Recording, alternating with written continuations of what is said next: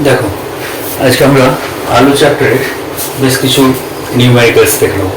আলু চ্যাপ্টারের নিউমেরিক্যালস দেখো, তোমরা জানো যে যে কোনো মাধ্যমের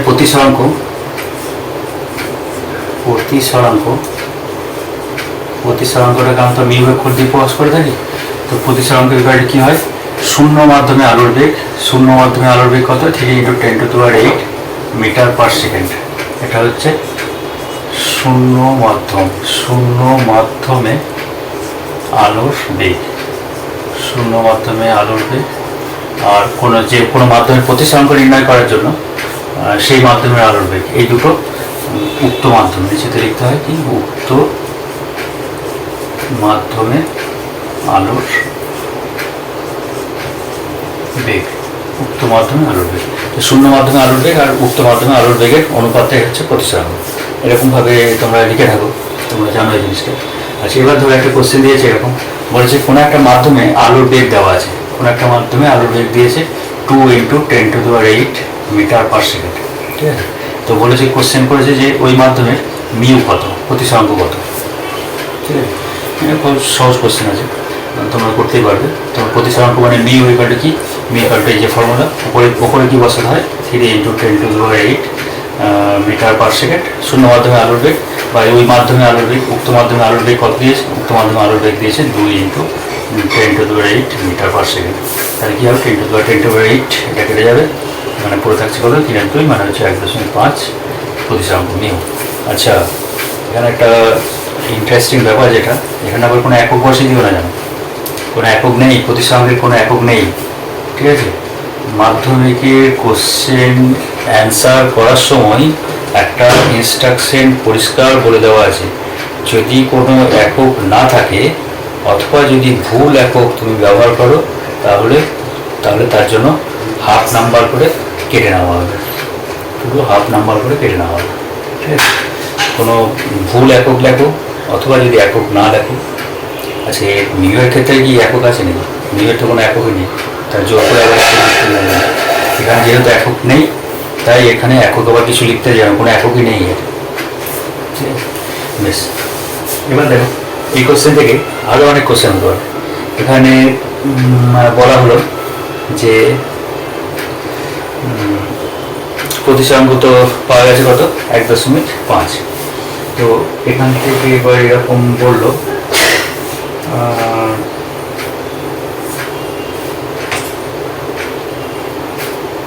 ধরো শূন্য মাধ্যমে যে আলোর বেগ তার তরঙ্গ দৈর্ঘ্য দেওয়া আছে ল্যামডা জিরো দেওয়া আছে। ধরো ল্যামডা জিরো দিয়েছে 6000 অ্যাংস্ট্রম।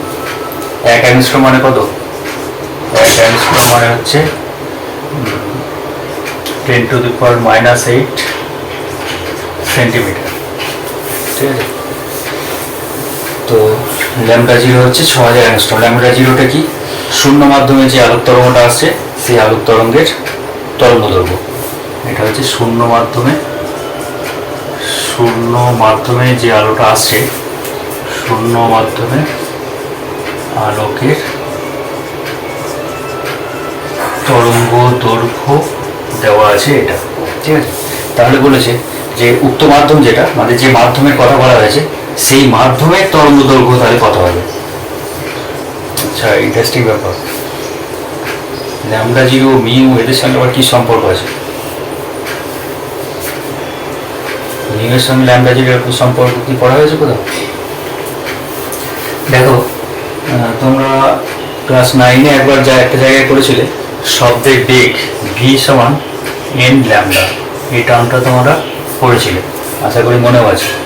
তার বেগের সঙ্গে ভি এর সঙ্গে ল্যামডার সম্পর্কটা কি দেখতে পাচ্ছ, সমানুপাতিক, ভি সমানুপাতিক ল্যামডা। অবশ্যই হবে যদি এনটা হচ্ছে ধ্রুবক থাকে। আচ্ছা, এখানে দেখো, এখানে একটা জিনিস বলি, এখানে খুব ইন্টারেস্টিং ব্যাপার আছে, এনটা হচ্ছে ধ্রুবক। একটা মাধ্যম থেকে আলোক রশ্মি আর একটা মাধ্যমে প্রবেশ করলো, শূন্য মাধ্যম থেকে আলোক রশ্মি এলো, দিয়ে উক্ত কোনো মাধ্যমে এই যে লিখেছি এই মাধ্যমে এসে প্রবেশ করলো। তো একটা মাধ্যম থেকে আরেকটা মাধ্যমে যখন আলোক রশ্মি এসে প্রবেশ করছে তখন আলোক রশ্মি কি হয়, বেগের কি পরিবর্তন হয় না, পরিবর্তন হয় না। এটা ধরো শূন্য মাধ্যম, এটা হচ্ছে শূন্য মাধ্যম, শূন্য মাধ্যম, আর এটা হচ্ছে কোনো একটা মাধ্যম দেওয়া আছে, একটা মাধ্যম আছে, জল হতে পারে, কাঁচ হতে পারে, যে কোনো একটা মাধ্যম। তো সেই মাধ্যমের মধ্যে দিয়ে আলো এসে প্রবেশ করছে। তো শূন্য মাধ্যমে আলোর বেগ তোমরা জানো, আলোর বেগ কত? 3 × 10⁸ মিটার পার সেকেন্ড, এটা তোমাদের জানা আছে। তো একটা মাধ্যম থেকে আলো বেশি যখন অন্য একটা মাধ্যমে এসে প্রবেশ করলো, তখন আলোর বেগটা কি একই থাকে না পরিবর্তন হয়? আলোর বেগ তো পরিবর্তন হয় স্বাভাবিকভাবে। এখানে একটা অঙ্ক করছিলাম, এখানে দিয়ে করলে আলোর বেগ কোনো একটা মাধ্যমে আলোর বেগ কত ধরেছি, দেওয়া আছে 2 × 10⁸ মিটার পার সেকেন্ড। তাহলে অন্য একটা মাধ্যম থেকে, শূন্য মাধ্যম থেকে আলো অন্য কোনো মাধ্যমে প্রবেশ করে, তাহলে আলোর বেগটা কমে যায়, বেড়ে যায় না। শূন্য মাধ্যমে আলোর বেগ হচ্ছে 3 × 10⁸ মিটার পার সেকেন্ড। এটাই হচ্ছে সব থেকে বেশি বেগ সম্পন্ন বেগ, সেটাই হচ্ছে সব থেকে বেশি বেগের কোনো একটা কিছু, ঠিক আছে? এর থেকে বেশি বেগ কখনোই সম্ভব নয়, বাস্তবে এর থেকে কোনো বেশি বেগের কোনো অস্তিত্ব নেই। এটাই হচ্ছে সব থেকে বেশি বেগ, ঠিক আছে? তাহলে আলোর বেগটা সব থেকে বেশি, তাহলে অন্য কোনো মাধ্যমে এসে প্রবেশ করে নিশ্চয়ই আলোর বেগটা কমে যাবে, ঠিক আছে? যে মাধ্যমেই হোক না কেন আলোর বেগ কমবে। এবার প্রশ্ন হচ্ছে, ঠিক আছে, ভিটা তো কমলো, ভিটা কমলে তাহলে কে কমছে? এন কমছে না ল্যাম্ডা কমছে? তিনটে অপশান হতে পারে, হয় এন কমবে, ঠিক আছে, অথবা কি হতে পারে, ল্যাম্ডা কমবে, অথবা হয়তো এরকম হতে পারে যে এনও কমবে ল্যাম্ডাও কমবে, এটাও হতে পারে, ঠিক আছে? তো অপশান যদি এরকম দেওয়া থাকে, কোনটা ঠিক? কোন অপশানটা ঠিক? এখানে হচ্ছে এই অপশানটা ঠিক, এটাও ভুল, এটাও ভুল। এন কখনোই কমবে না।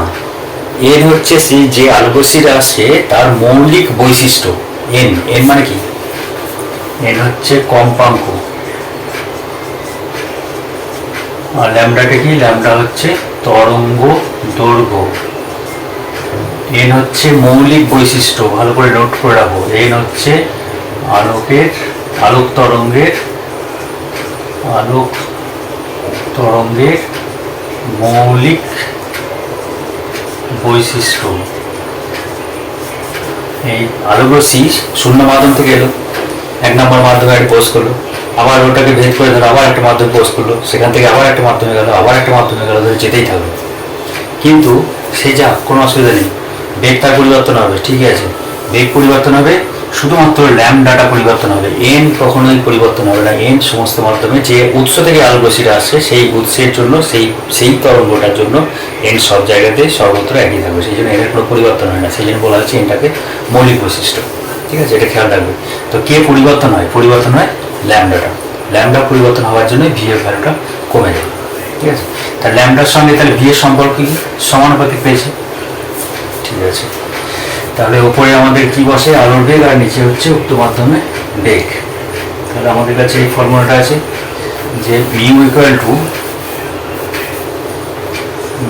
Two C by V. আচ্ছা, সি ইকুয়াল টু তাহলে এন ল্যামডা 0, আর ভি ইকুয়াল টু তাহলে এন ল্যামডা 1 বলি, 1 নম্বর মাধ্যম, ঠিক আছে? এন তো একই থাকবে, শূন্য মাধ্যমে আলোর বেগ c equal to n lambda, এখানেও এন ল্যামডা, এনের তো কোনো পরিবর্তন হবে না, তাহলে এনটা বাদ দিই, তাহলে ল্যামডা 0 বাই ল্যামডা 1। তাহলে আর একটা সম্পর্ক করে mu equal to C by V, আমরা এখানে কী পাচ্ছি? Lambda 0 by lambda 1। তাহলে আমরা দেখো আগের এই অঙ্কটাতে মিউ এর ভ্যালু কত পেয়েছিলাম? 1.2, এখানে মিউ কত পেয়েছিলাম? 1.5 পেয়েছিলাম, 1.5। তাহলে এখানে দেখো ল্যামডা 0 দেওয়া, ল্যামডা 0 ভ্যালুটা দেওয়া আছে, তাই ল্যামডা 1, এটা বলি ল্যামডা 1টা কত হবে? মানে ওই মাধ্যমে, উক্ত মাধ্যম মানে অন্য একটা যে মাধ্যম আছে সেই মাধ্যমে আলোর বেগের ভ্যালুটা কত হবে। তাহলে আমরা এইভাবে আসি, মিউ ইকুয়াল টু হচ্ছে তোমার ল্যামডা 0 বাই ল্যামডা 1, তাহলে lambda 1 equal to lambda 0 by 1.5। Lambda 0 value কত দেওয়া আছে? 6000 অ্যাংস্ট্রম, 6000 ডিভাইডেড বাই 1.5, তাহলে 1.5 দিয়ে ভাগ করলে কত আসবে? 4000 অ্যাংস্ট্রম।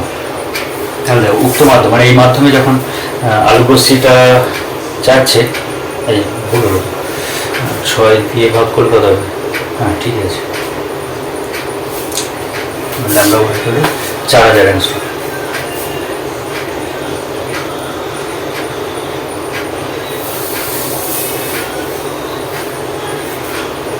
ঠিক আছে, 4000 অ্যাংস্ট্রম।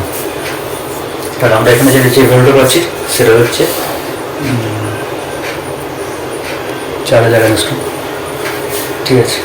তাহলে তাহলে ওই যে মাধ্যমটা আছে সেই মাধ্যমে তার আলোক তরঙ্গের তরঙ্গদৈর্ঘ্য হলো 4000 অ্যাংস্ট্রম। তরঙ্গদৈর্ঘ্যটা কমে গেল, বেগটা কমে গেল, তরঙ্গদৈর্ঘ্যটা কমে গেল। বেশ, ঠিক আছে। আচ্ছা, এবার এখান থেকে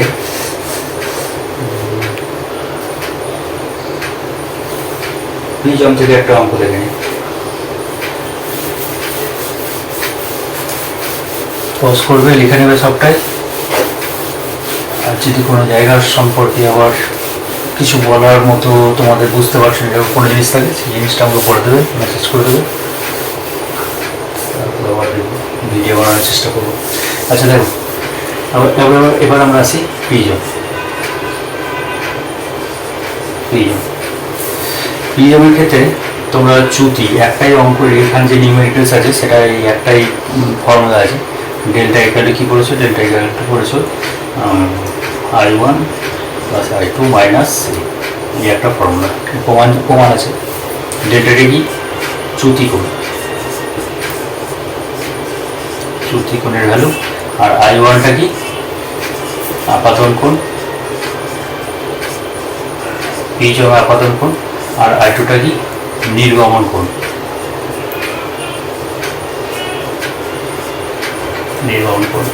আর এটা কি, এটা হচ্ছে প্রিজমের কোণ।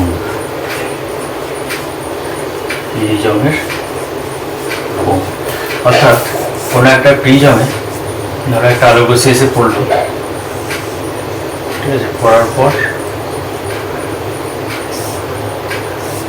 নির্গত হচ্ছে, এই কোণটা হচ্ছে I1, এই কোণটা হচ্ছে I2, ঠিক আছে, আর প্রিজমের যে এই কোণটা হচ্ছে A। তাহলে চ্যুতি বলতে কি বোঝে, আলোক রশ্মি দেখো আপাতত হলো তো যখন, তখন তো আলোক রশ্মি যাওয়ার কথা ছিল এই পথ দিয়ে, সোজা এই পথ দিয়ে বেরিয়ে যাওয়ার কথা ছিল, কিন্তু দেখা যাচ্ছে আলোক রশ্মিটা এই পথ দিয়ে বেরিয়ে যাচ্ছে। তার মানে আলোক রশ্মিটা যাওয়ার কথা ছিল এই পথে, কিন্তু দেখা যাচ্ছে বেরিয়ে যাচ্ছে এই পথে। তাহলে এখানে যে কোণটা বাঁক নিয়েছে সেটাই হচ্ছে ডেল্টা। যাওয়ার কথা ছিল আলোক রশ্মিটা এই পথে, সেই পথে না গিয়ে আলোক রশ্মিটা যাচ্ছে কোথায়, এই পথ দিয়ে বেরিয়ে যাচ্ছে, ঠিক আছে। বোঝা যাচ্ছিল, আলোক রশ্মি যাওয়ার কথা ছিল এই পথে, সোজা আলোক রশ্মিটা এই যে করছে, তাহলে সোজা বেরিয়ে যাওয়ার কথা ছিল এই পথে, কিন্তু দেখা যাচ্ছে এইদিকে যদি চোখ রাখি আমরা দেখতে পাচ্ছি আলোক রশ্মিটা যাচ্ছে কোন পথে, এই পথে বেরিয়ে যাচ্ছে। তাহলে যতটা কোণে ঘুরে গেল, এখানে ছিল এই কোণে ঘুরে গেল, যতটা কোণে ঘুরে গেল সেটাকে বলা হয় কি, চ্যুতি কোণ, ডেল্টা উপর দিয়ে প্রকাশ করবে। এই হচ্ছে আমাদের ফর্মুলা। এবার এখান থেকে দেখো একটা অঙ্কটা আছে এরকম, অঙ্কটা দেখে নিই, ঠিক আছে, পজ করো, লিখে নাও, ঠিক আছে। আচ্ছা, এবার দেখো একটা অঙ্ক দিয়েছে, একটা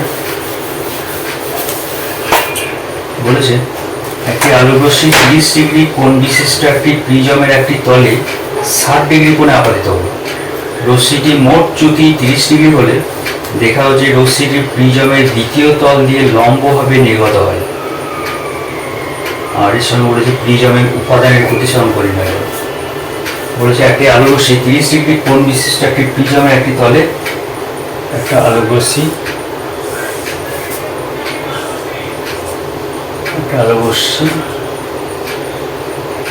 এটা হচ্ছে অভিলম্ব, কত কোণে আপাতিত হলো, 30 ডিগ্রি কোণ বিশিষ্ট একটা প্রিজমের তলে। আচ্ছা, 30 ডিগ্রি কোণ মানে এ কোণের ভ্যালু দিয়েছে 30 ডিগ্রি, এ কোণের ভ্যালু দেওয়া আছে 30 ডিগ্রি, প্রিজমের একটি তলে 60 ডিগ্রি কোণে আপাতিত হলো, মানে যে আপাতন কোণ সেটা হচ্ছে 60 ডিগ্রি, মানে I1 সমান হচ্ছে 60 ডিগ্রি করে, 60 ডিগ্রি কোণে আপাতিত হলো। রশ্মিটির চ্যুতি কোণ 30 ডিগ্রি, আবার ডেল্টা ইকুয়াল দেওয়া আছে আবার 30 ডিগ্রি, ডেল্টাটাও দিয়ে দিয়েছে। যদি 30 ডিগ্রি হয় তাহলে দেখা যাচ্ছে রশ্মিটি প্রিজমের দ্বিতীয় তল দিয়ে লম্বভাবে নির্গত হয়, দ্বিতীয় তল দিয়ে লম্বভাবে নির্গত হয়, তার মানে ব্যাপারটা বোঝো। আমরা সেই বাঁক নিল, এখানে অবিলম্ব, তারপর সেটা কি হচ্ছে, দ্বিতীয় তল দিয়ে লম্বভাবে নির্গত হচ্ছে, ঠিক আছে। লম্বভাবে নির্গত হচ্ছে মানে অবিলম্ব দিয়েই বেরিয়ে যাচ্ছে, তার মানে I2 ভ্যালু কত, 0। কোশ্চেন এটাকে দেখাতে হবে, এটাকে প্রুভ করতে হবে, ঠিক আছে। I2 ইকুয়াল টু 0 হবে, ঠিক আছে। আমাদের কাছে কি ফর্মুলা আছে, ডেল্টা ইকুয়াল টু আছে I1 plus I2 minus A। তাহলে ডেল্টার ভ্যালু কত দেওয়া আছে, বসিয়ে দাও, 30 ডিগ্রি, I1 কত আছে 60 ডিগ্রি, I2টা আমাকে বের করতে হবে। I2 মাইনাস এ কত, এ হচ্ছে 30 ডিগ্রি। আচ্ছা ঠিক আছে, 30 ডিগ্রি I2টাকে রেখে দাও এদিকে, বাকি সব একদিকে নিয়ে চলে এসো। 30 degree minus 60 degree plus 30 degree equal to কত হবে, 30 থেকে 60 মানে 0। এই ঠিক আছে,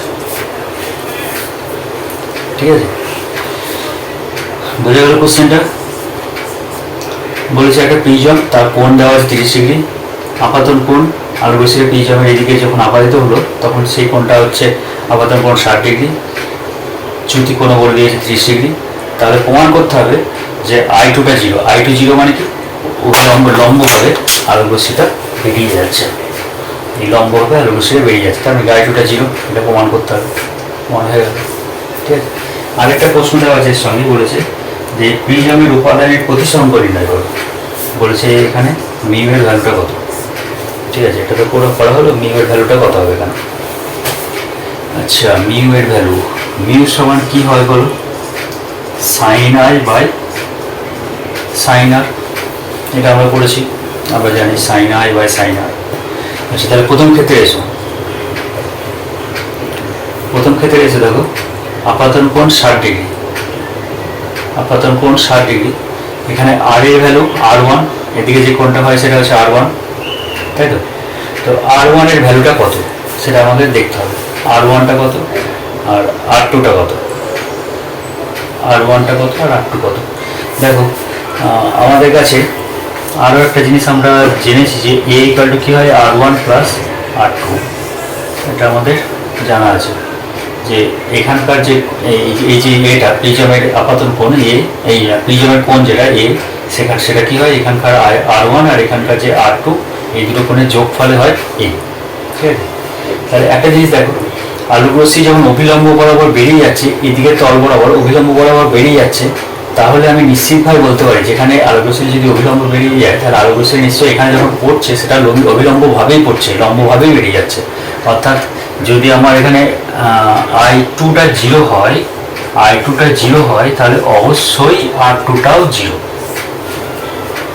ঠিক আছে, এবার দেখো R2 যদি 0 হয়, R2 যদি 0 হয় তাহলে A ইকুয়াল টু কি আসবে, A ইকুয়াল টু R1, তার মানে R1টাই হচ্ছে R, এখানে R, অর্থাৎ R1 এর ভ্যালু কত, R1 এর ভ্যালু হচ্ছে আমাদের কত দেওয়া আছে দেখো, এই R1, হ্যাঁ এর ভ্যালু কত আছে দেখো, এর ভ্যালু আছে 30, তাহলে R1টাও 30। R1 বলতে কোনটা, আমরা প্রথম তলের ক্ষেত্রে দেখি, মানে প্রথম তলের ক্ষেত্রে দেখি, অর্থাৎ mu equal two sign I1 বলি আর এটাকে বলি সাইন R1।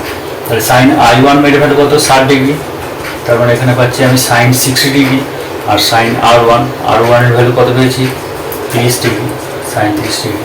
আর সাইন 30 ভ্যালু কত বলো, সাইন 30 ভ্যালু হচ্ছে √3/2 ইন্টু দেখো সাইন 30, সাইন 60 হচ্ছে √3/2 আর সাইন 30 হচ্ছে তোমার হাফ, মানে নিচেতে হাফ মানে 1/2, তাহলে 2 কেটে যাচ্ছে, রেজাল্ট হচ্ছে কি √3। তাহলে মিউ ইকুয়াল কত হবে, √3 বা 1.4 সামথিং, 1.47। বেশ, ঠিক আছে। দেখো এই ধরনের নিউমেরিক্যালসও থাকতে পারে প্রিজম থেকে, কনসেপ্টটাকে তোমরা মোটামুটি যদি বুঝে নিতে পারো তাহলে তোমাদের কোনো অঙ্ক আশা করি আটকাবে না। আবার আমাকে বলবে কী ধরনের প্রবলেমগুলো দেখালে তোমাদের সুবিধা হয় সেটা জানাবে। ঠিক আছে, পজ করো, লিখে নাও। ঠিক আছে, থাক।